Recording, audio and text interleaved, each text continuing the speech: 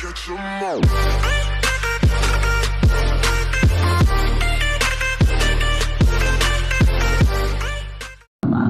yang kedua, dalam sebuah hadis yang diriwayatkan oleh Imam Al-Hakim, bahwasanya Nabi Shallallahu Alaihi Wasallam bersabda, kata Nabi Shallallahu Alaihi Wasallam, man ghada ilal masjid la yuridu illa an yata'allama khairan aw yu'allimahu kana lahu ka ajri hajjin tamman hijjatuh. Kata Rasul Sallallahu Alaihi Wasallam, Pak Bu, perhatiin baik-baik nih, perhatiin baik-baik. Man ghada ilal masjid, lagi-lagi berkaitan dengan masjid. Barang siapa yang pergi ke masjid, la yuridu illa an yata'allama khairan aw yu'allimahu, dia tidak punya tujuan kecuali untuk belajar kebaikan, ngaji. Keluar dari rumah tujuannya ngaji. Di masjid apa namanya nih? Jami Al-Ikhlas. Al-Ikhlas. Ada pengajian mingguan atau tidak? Ada pengajian mingguan diasuh oleh guru-guru kita. Kata Nabi, barang siapa yang keluar dari rumah tujuannya ke masjid, tidak ada tujuan lain kecuali untuk belajar, au yu'allimahu, atau untuk mengajar bagi para ustadz dan kiai. Apa kata Nabi? Kana lahu ka ajri hajjin tamman hijjatuhu, maka dia mendapatkan pahala orang yang haji sempurna hajinya, saudara. Alhamdulillah. Bapak Ibu kalau berangkat jauh-jauh haji belum tentu sempurna dapat pahalanya. Mungkin kadang-kadang ada niat ria karena niat pengen dipanggil haji. Kadang-kadang ada yang hajinya politik, kaya dari awal tapi nggak mau haji, begitu mau nyalek, nyalon jadi gubernur, jadi bupati baru haji. Yang begitu ada atau tidak? Ada atau tidak? Banyak yang begitu, saudara. Belum tentu haji kita sempurna. Tapi kata Nabi Shallallahu Alaihi Wasallam, orang siapa yang menuju ke masjid untuk belajar, untuk ngaji, maka dia mendapatkan pahala haji sempurna hajinya, saudara. Jawab yang jujur, pengajian mingguan di Masjid Jami Al-Ikhlas rame seperti ini atau tidak? Tidak. Boro-boro. Yang datang yang 50 tahun ke atas. Betul? Betul? Masya Allah. Tabligh akbar bagus, Pak Bu, bagus tabligh akbar. Saya setuju, bagus. Itu siap dihidupkan. Tapi demi Allah, andai kata Anda hadir pengajian mingguan jauh lebih baik lagi, saudara. Kenapa? Karena di tabligh akbar kita dihidupkan ghirah kita, semangat kita. Tapi ghirah tanpa ilmu nggak ada artinya. Ilmu di tabligh akbar nggak bisa disampaikan secara utuh. Kita nggak bisa belajar wudu di tabligh akbar, nggak bisa belajar sholat di tabligh akbar, nggak bisa belajar cara puasa di tabligh akbar. Tidak bisa. Tapi itu semua kita bisa belajar di masjid, saudara. Kita bisa belajar dari pengajian. Makanya, saudara, saya lebih senang kalau anak-anak ini semangat daripada hadir pengajian, saudara. Hadir tabligh akbar saya senang, hidupkan, siarkan. Tapi demi Allah, kalau anak-anak muda ini rajin ngaji setiap minggu bersama para alim ulama, maka saya jauh lebih senang, lebih gembira lagi, saudara. Oleh karena itu kita udah tahu pahalanya luar biasa. Jangan disia-siakan, Pak Bu. Mulai besok kalau pengajian mingguan di masjid, hadir, karena pahalanya pahala alhamdulillah. Kira-kira jelas atau tidak? Jelas atau tidak? Insya Allah. Kemudian yang keempat, yang ketiga, saudara. Yang keberapa? Kira-kira lanjut tapi jangan ini. Yakin? Betul. Allahumma sholli ala Muhammad. Yang ketiga, saudara. Yang ketiga lebih gampang lagi, Bu, Pak. Lebih gampang lagi. Ada sahabat yang datang ke Rasulullah. Ini diriwayatkan oleh Imam Al-Bukhari. Sahabat ini bukan dari kalangan ekonomi yang menengah ke atas pada saat itu. Mereka ngeluh ke Rasulullah, ya Rasulullah, dhahaba ahlud duthur minal amwal bidarajatil ula wa ni'imil muqim yusalluna kama nusalli wa yasumuna kama nasum wa lahum fadlu amwalin yahujjuna biha wa ya'tamirun wa yatasaddaqun wa yujahidun. Mereka mengatakan, ya Rasulullah, orang-orang kaya tuh enak banget ya Rasulullah. Mereka bukan ngiri karena uangnya Pak Bu, bukan. Enak kenapa kata mereka? Iya ya Rasulullah, mereka bisa dapat derajat tinggi di surga ya Rasulullah. Bagaimana tidak? Kami puasa, mereka sama puasa. Kami sholat, mereka juga sholat ya Rasulullah. Tapi bedanya ya Rasulullah, mereka punya uang lebih. Uangnya mereka bisa pakai buat haji, uangnya mereka bisa pakai buat umroh, bisa pakai buat jihad, mereka bisa pakai buat sedekah ya Rasulullah. Kami nggak bisa ya Rasulullah. Kami iri dengan mereka berderajat tinggi di sisi Allah, sedangkan kami nggak dapetin itu. Akhirnya apa kata Rasulullah SAW? Ala uhaddithukum bi amrin in akhadtum bihi adraktum man sabaqakum wa lam yudrikkum ahadun ba'dakum. Kata Rasulullah, maukah kalian aku kasih tahu satu amalan? Manakala kalian amalkan hal tersebut, kalian bisa susul mereka yang telah mendahului kalian, dan yang setelah kalian tidak bisa mengimbangi dan menyusul kalian. Apa amalan itu ya Rasulullah? Ternyata amalannya gampang Pak Bu, udah diajarin sama kiai-kiai kita, udah diajarin sama habaib-habaib kita. Cuman kadang kita ngegampangin, nggak ngamalin. Apa amalannya? Luar biasa mudah. Tusabbihun wa tukabbirun wa tahmadun wa tukabbirun khalfa kulli salah 33. Ya Allah, gampang banget ternyata amalan yang bisa nyusul. Apa amalannya? Amalannya Bu, kata Nabi, setiap selesai sholat jangan ditinggal baca subhanallah 33 kali, alhamdulillah 33 kali, Allahu Akbar 33 kali. Jawab yang jujur, amalannya gampang atau tidak? Mudah atau tidak? Sederhana atau tidak? Tapi pahalanya engkau bisa ngalahin mereka yang haji, yang umrah, yang sedekah, kata Rasulullah. Manakala kau tidak mampu baca ini, kau bisa kalahkan itu. Masya Allah. Sekali lagi jawab yang keras, yang jujur. Gampang atau tidak? Mudah atau tidak? Sederhana atau tidak? Tapi pahalanya besar atau tidak? Besar atau tidak? Tapi diamalkan atau tidak? Tidak. Ngacir bae. Gampang diamalkan tidak. Ngacir bae ta? Ngacir bae. Gampang Bu, sebentar nggak sampai 3 menit. 3 menit paling lama. Subhanallah 33 kali itu paling 1 menit saudara. Cuma 3 menit tapi pahalanya luar biasa. Tapi sayang 1000 saya. Kadang-kadang selesai sholat nggak sabar, pengen buru-buru buka handphone lagi. Nggak sabar, pengen buru-buru ngobrol. Kenapa sih nggak duduk sebentar aja? Belum lagi amalan yang lain, kata Nabi. Ayat kursi kalau dibaca setelah sholat, itu kata Nabi SAW, laisa bainahu bainal jannah hijab illal maut. Nggak ada yang menghalangi antara dia dan surga kecuali kematian. Artinya kalau orang istiqomah baca ayat kursi setelah sholat, maka kalau mati masuk surga. Nabi yang ngomong Bu, bukan saya, bukan Pak Kades yang ngomong, bukan. Nabi yang ngomong. Luar biasa, pahalanya besar, amalannya gampang. Kenapa? Karena Nabi tahu kita ini umat Nabi Muhammad kalau dikasih amalan yang berat-berat nggak mampu. Akhirnya kalau amalannya berat-berat semua kita masuk neraka. Nabi kasih amalan yang gampang-gampang, yang mudah-mudah. Nih Nabi bagikan tiket masuk surga buat kita saudara. Tapi sayang kita lalai, kita tinggalkan, pengen buru-buru selesai. Padahal setelah sholat itu kata ulama waktu mustajab untuk doa.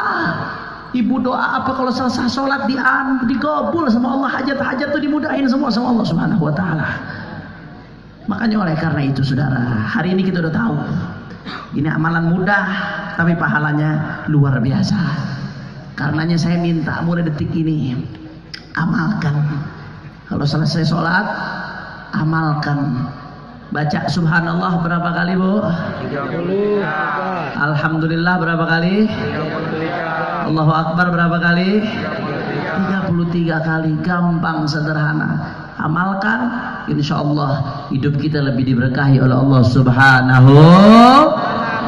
Itu yang ketiga, kira-kira jelas atau tidak? Insya. Kemudian yang keempat, yang terakhir, saudara, dalam sebuah hadis, ini yang paling penting nih, dengerin anak-anak khususnya nih, anak-anak muda nih. Yang keempat, yang terakhir, ini yang paling penting. Dalam sebuah hadis yang diriwayatkan oleh Imam Al-Baihaqi, bahwasanya Rasul sallallahu alaihi wasallam didatangi oleh seorang sahabat. Sahabat ini ngomong ke Rasulullah, "Ya Rasulullah, ashtahil jihad wa lam aqdir alaih." Rasulullah, aku pengen jihad ya Rasulullah, tapi aku nggak mampu. Sahabat ini ada udzur, entah udzurnya sakit atau udzur yang lainnya. Dia pengen jihad, pengen gabung, tapi nggak mampu. Dia pengen dapat seperti keutamaan yang didapatkan oleh orang yang berjihad. Makanya dia minta itu sama Rasulullah. Akhirnya apa kata Rasulullah SAW? Hal baqiya min walidayka ahad. Kalau kamu nggak mampu jihad, saya mau tanya, apakah salah satu dari kedua orang tuamu masih hidup? Perhatikan baik-baik yang masih punya orang tua. Yang masih punya orang tua, perhatikan baik-baik. Apakah salah satu dari kedua orang tuamu masih hidup? Kata Rasulullah. Dia mengatakan, "Na'am ummi ya Rasulullah." Ya, ibuku masih hidup ya Rasulullah. Rasulullah begitu dengar dia mengatakan ibunya masih hidup, apa kata Nabi, saudara? Fas'alillah fi birriha. Fa idza fa'alta dzalik fa anta hajjun wa mu'tamirun wa mujahid. Kata Nabi Muhammad SAW, kalau memang ibu masih hidup, maka sungguh-sungguhlah cari ridho Allah melalui berbakti kepada orang tuamu, saudara. Kenapa? Kata Nabi Muhammad, "Faida fa'alta dzalik." Kalau kau bisa bakti kepada ibumu, kepada ayahmu, kepada orang tuamu, kata Rasulullah, fa anta hajjun wa mu'tamirun wa mujahid. Saudara, di dalam ilmu balaghah dijelaskan jumlah ismiyah itu tufidu thubut. Kalau ada jumlah ismiyah mubtada khabar dalam konteks seperti ini, maka tufidu thubut, itu punya arti thubut. Artinya apa? Tetap, saudara. Berarti bagaimana penerapannya dalam hadis? Kata Nabi, kalau engkau bakti sama ibumu, hormati ibumu, melayani ibumu, maka seolah-olah engkau selalu dalam keadaan haji, selalu dalam keadaan umrah, selalu dalam keadaan jihad di jalan Allah, saudara. Masya Allah. Orang haji, Bu, cuma bisa setahun sekali. Itu pun begitu haji cuma 4 hari. Ada yang 3 hari, ada yang 4 hari, saudara. 4 hari, 5 hari normalnya. Orang umroh sekali-sekali. Jihad ada syaratnya, nggak sembarangan orang bisa jihad. Tapi kalau kau lakukan ini bakti sama ibumu, engkau setiap hari jihad, engkau setiap hari haji, kata Nabi, engkau setiap hari umroh. Kalau mau pakai bahasa yang lebih ekstrim lagi, saudara, kalau kau bakti sama ibumu, kau dapat ridho dia, kau senangkan dia, nggak usah jauh-jauh, Ka'bah ada di rumahmu, saudara. Arafah ada di rumahmu, Multazam ada di rumahmu, Hajar Aswad ada di rumahmu. Tapi kita lalai, kita sia-siakan, bahkan kita sakiti hatinya. Kadang-kadang mohon maaf, ada yang udah jadi suami lebih mendahulukan istrinya daripada ibunya. Saya bukan berarti mengatakan kita harus menzalimi istri untuk hormati ibu, enggak. Istri punya hak, wajib dipenuhi hak istri, saudara. Tapi ketika ada perbenturan antara istri dan ibu, haram seorang lelaki mendahulukan istrinya, saudara. Ibumu yang besarkanmu, ibumu yang lahirkanmu, kenapa kau sakiti dia gara-gara seorang perempuan, saudara? Makanya nggak heran kalau sampai Nabi Muhammad mengatakan mal'un man qaddama zaujatahu ala ummih. Laknat dari Allah bagi mereka yang mendahului istrinya dari ibunya, ibadallah. Mudah-mudahan Allah jaga kita dari ini semua, saudara. Amin. Makanya mulai malam hari ini saya ingatkan anak-anak muda ini yang masih punya orang tua, kau beruntung. Itu keramatmu. Itu yang harus kau junjung tinggi, jangan sampai kau sakiti. Begitu kau sakiti, sial hidupmu, sial. Pegang omongan saya, saudara. Begitu kau durhaka sama ibu, sial. Sepintar apapun engkau, sehebat apapun engkau, setinggi apapun kau belajar, kau durhaka sama ibu bapakmu, sial hidupmu. Gak akan ada keberkahan, saudara. Tidak akan ada keberkahan. Jangan cuma kalau ada habaib cium tangan luar biasa, ada kiai cium tangan luar biasa, tapi sama ibu tidak ada hormat, tidak ada artinya, saudara. Hormat habaib bagus, hormat kiai harus, hormat ustaz wajib, tapi hormat orang tua jauh lebih wajib lagi, saudara. Demi Allah, kalau anda cari keberkahan dari saya, keberkahan yang ada pada saya nggak ada apa-apanya dibanding keberkahan yang ada pada orang tua anda. Makanya pulang dari tempat ini jangan sia-siakan. Mumpung orang tua kita masih hidup dan yang orang tuanya sudah meninggal, berbaktilah dengan cara nyambung silaturahmi daripada orang tuanya. Kirimin Fatihah, kirimin pahala bacaan, mereka tunggu dalam kuburnya, saudara. Fa idza fa'alta dzalik fa anta hajjun wa mu'tamirun wa mujahid. Kalau kau bisa bikin senang orang tuamu, bikin bahagia orang tuamu, maka setiap hari kau dalam keadaan jihad, dalam keadaan umroh, dalam keadaan haji. Alhamdulillah. Kira-kira sampai sini jelas atau tidak? Jelas atau tidak? Tadi semuanya total ada berapa amalan? Kurang kompak, ada berapa amalan? Yang pertama sholat berjamaah, yang kedua yang ketiga yang keempat berbakti pada orang tua.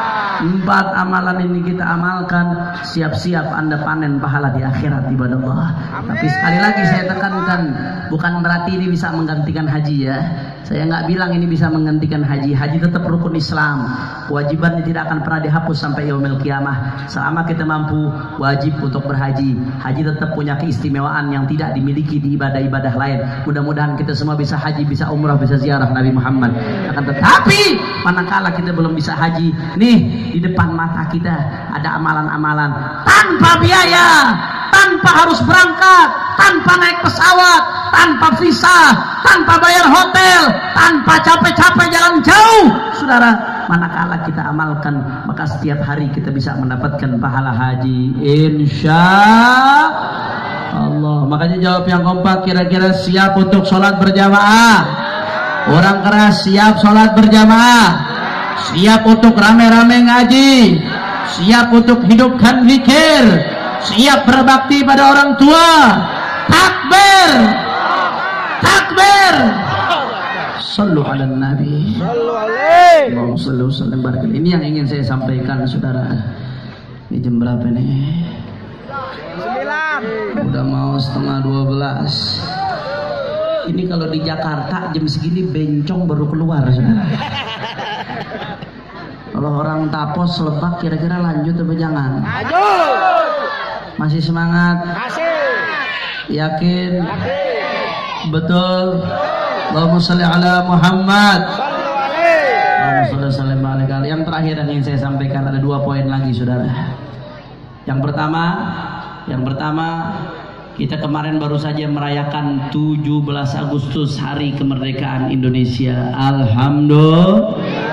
Saudara, kenapa kita merayakan 17 Agustus? Karena jas merah. Kita tidak mau sampai lupakan sejarah. Sejarah wajib untuk kita ingat, untuk memicu daripada cinta kita kepada tanah air, memicu cinta kita kepada Indonesia. Indonesia benderanya merah putih. Bendera merah putih ini nggak sembarangan, Pak Bu, tapi sudah mendapatkan restu daripada para aulia Allah, restu daripada para kekasih Allah, restu daripada para habaib, restu daripada para kiai. Salah seorang ulama besar di Palu yang saat ini namanya dijadikan nama bandara, yaitu Al-Allamah Al-Habib Idrus bin Salim Al-Jufri, wali besar. Beliau di masa hidupnya saat itu, beliau wafat sekitar 54 tahun lalu. Di akhir hayat beliau, dalam keadaan sudah tua, ini di Indonesia Timur, bukan Indonesia Barat, aksesnya susah. Tapi di akhir hayat beliau, di masa hidupnya, beliau sudah berhasil membangun lebih dari 500 madrasah di Indonesia Timur, saudara. Sekarang madrasah beliau Al Khairat sudah lebih dari 1.500 cabang, ibarat Allah. Wali besar. Beliau mengatakan dalam syairnya, ketika Indonesia dinyatakan merdeka, Bung Karno membacakan proklamasi. Apa beliau sampaikan syairnya? Kullu ummatin laha ramzu izzin wa ramzu izzin al-hamra wal bayda'u. Setiap umat memiliki simbol kemuliaan, simbol kebanggaan. Setiap bangsa memiliki simbol kemuliaan, dan simbol kemuliaan kita adalah merah dan putih, saudara. Kenapa merah putih? Merah adalah darah, saudara. Putih adalah tulang, karena Indonesia dimerdekakan bukan gratis, saudara. Betul? Indonesia bisa merdeka bukan pemberian Belanda, bukan pemberian Jepang, tapi Indonesia merdeka karena darah para ulama, tulang para ulama yang dipatahkan sampai tetes darah terakhir berjuang untuk kemerdekaan Republik Indonesia. Takbir! Takbir! Takbir! Makanya jaga Indonesia, jaga NKRI. Jangan sampai negeri kita dipecah, saudara. Jangan sampai negeri kita digerogoti oleh asing dan asing. Kita sudah baca proklamasi kemerdekaan memang, tapi sampai sekarang ekonomi kita masih dijajah, saudara. Betul? Mayoritas kekayaan kita bukan milik orang Indonesia, tapi dikuasai oleh asing dan asing. Apa yang tidak ada di Indonesia? Apa yang tidak ada? Kekayaan alam ada, semuanya. Dari Sabang sampai Merauke saya keliling luar biasa, Pak Bu. Tapi orang miskin kok makin banyak, orang susah kok makin banyak. Kenapa ini bisa terjadi? Padahal negeri kita kaya, ini warisan nenek moyang kita, saudara, warisan leluhur. Kenapa kok bisa demikian? Kekayaannya melimpah, tapi yang miskin makin banyak, yang susah makin banyak. Jawab yang jujur, jawab yang jujur. Saat ini di Indonesia yang miskin banyak atau tidak? Yang susah banyak atau tidak? Yang melarat banyak atau tidak? Padahal Indonesia kaya. Kenapa ini bisa terjadi, saudara? Jawabannya satu, Indonesia nggak kekurangan orang pintar, tapi Indonesia kekurangan orang jujur, saudara. Betul? Mau sebanyak apapun harta negara, kekayaan bangsa, tapi kalau malingnya dibiarkan, maka negeri ini tidak akan pernah makmur, saudara. Betul? Kenapa kok bisa itu maling-maling bebas, seenaknya ngerampok duit rakyat, baik ngerampok dengan cara yang legal atau yang ilegal? Karena rampok ada juga yang dengan cara legal, saudara. Ada dengan cara halus tuh ada. Kenapa kok bisa terjadi? Salah satu jawabannya karena ulamanya banyak yang diem, karena ulamanya banyak yang bungkam, karena banyak yang takut menyuarakan kebenaran, karena banyak yang takut bela kezaliman. Padahal Nabi sudah katakan, kata Nabi sallallahu alaihi wasallam, Rasulullah yang mengatakan, bukan saya. Kata Rasulullah, satakunu ba'di umara yaghlimun wa yakdzibun faman saddaqahum bikadzibihim wa anahum ala zulmihim falaysa minni wa lastu minhu wa lam yarid alayya al-hawd wa man lam yusaddiqhum bikadzibihim wa lam yu'inhum ala zulmihim fahuwa minni wa ana minhu wa huwa waridun alayya al-hawd. Kata Rasulullah, hati-hati kalian, kata Nabi Muhammad, hati-hati, nanti setelah aku, kata Rasulullah, akan datang satu zaman banyak pejabatnya, pemimpinnya yakdzibun, yang tukang bohong. Banyak atau tidak? Berarti yang Rasulullah sampaikan benar atau tidak? Betul atau tidak? Udah kenyang rakyat dibohongin, saudara. Mulai yang dari tinggi sampai rendah, macem-macem kebohongan. Wa yazlimun, dan banyak yang zalim. Giliran ulama dianggap salah, ditangkapnya cepat, saudara. Bahkan Habib Bahar bin Smith yang kesalahannya cuma karena bela nasabnya Rasulullah, bela kehormatan Rasulullah, dipenjarakan, bahkan sampai dipindah ke Nusa Kambangan, tempat teroris, saudara. Giliran penista agama aman, aman. Itu Ade Armando aman, Abu Janda dilaporkan berkali-kali aman, saudara. Desi dilaporkan berkali-kali aman, busuk dilaporkan berkali-kali aman. Belum lagi koruptor-koruptor yang diperlakukan dengan tidak adil, saudara. Jawab yang jujur, kira-kira seperti ini adil atau tidak? Adil atau dolim? Berarti yang dikatakan Rasulullah akan banyak pemimpin pejabat yang zalim, betul atau tidak? Betul atau tidak?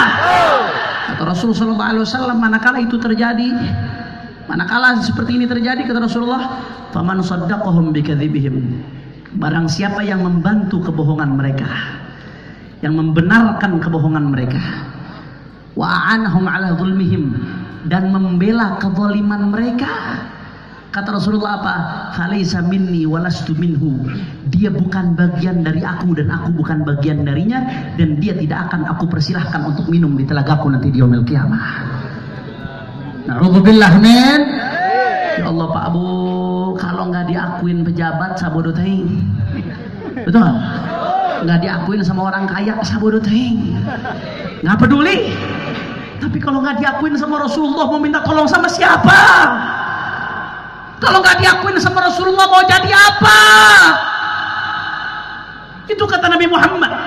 Kamu benarkan kebohongan mereka, kamu dukung kezaliman mereka, kamu tunduk jadi kacung-kacung mereka, maka kamu bukan bagian dariku dan aku bukan bagian darimu, dan kamu tidak akan aku persilahkan minum nanti di telagaku di hari kiamat, saudara.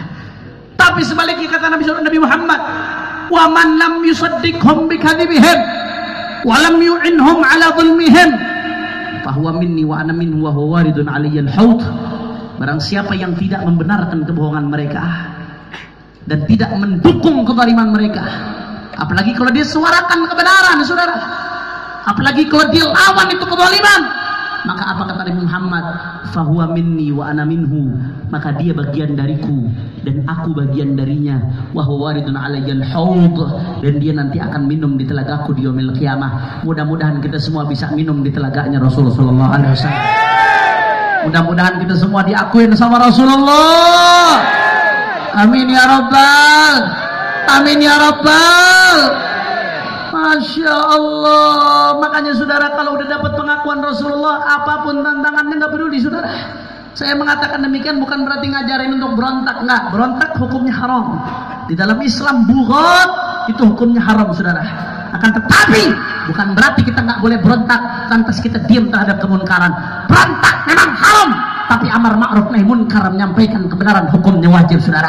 Oleh karena itu, kalau udah dapat pengakuan dari Rasulullah, nggak peduli dengan siapapun, saudara. Nggak peduli dengan siapapun. Kalau udah dapat pengakuan dari Rasulullah, nggak peduli mau dicaci, mau dimaki, mau dihina, mau difitnah, mau dipenjara, apapun yang terjadi, kita tidak akan pernah mundur untuk bela Islam sampai kata yang terakhir, saudara. Allahu Akbar. Allahu Akbar. Allahu Akbar. Maka saya mau tanya jawab yang kompak, Lebak siap jaga NKRI, siap jaga Indonesia, siap bela Islam, siap bela Allah, siap bela Nabi, siap bela habaib, siap bela ulama. Nanti ditangkap sabodoteng, nanti di penjara, nanti ditonjok, nanti dibunuh. Sabodoteng, maju terus, yakin, betul. Semua Lebak angkat tangannya, Allahu Akbar, Allahu Akbar, Allahu Akbar. Sallu ala Nabi. Makanya terakhir sebagai penutup, saya mau ajak semua yang ada di sini sama-sama kita baca sholawat Badar, saudara. Dulu sholawat Badar dipopulerkan oleh para habaib kita ketika PKI sedang rame-ramenya di Indonesia, saudara. Sholawat Badar dipopulerkan salah satunya untuk ngimbangin genjer-genjer, saudara.